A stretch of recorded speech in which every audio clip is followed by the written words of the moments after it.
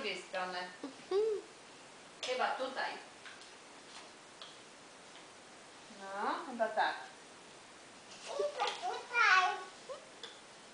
Chyba nie. Chyba tutaj. Tu są kwiatuszki.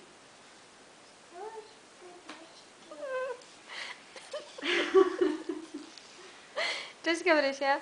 Kurka. Koło drzewka.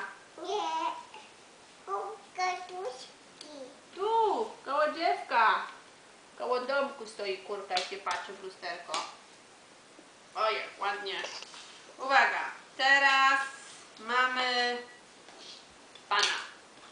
Pana. Chyba koło domku stoi, koło traktora.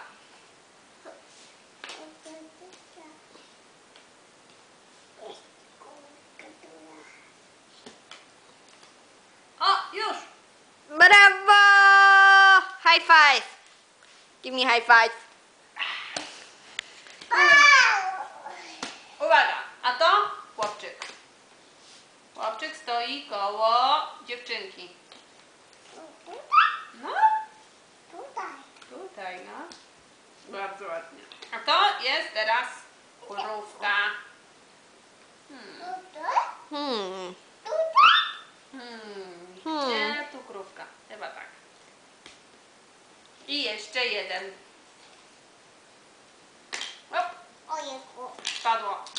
Ojejku. Ojejku, co tu się dzieje? Tutaj. Brawo! Koniec! High five! Wszystko. Patrz jakie duże. Wow. Sama. Proszę, mama. Dziękuję. Dawaj buziaka.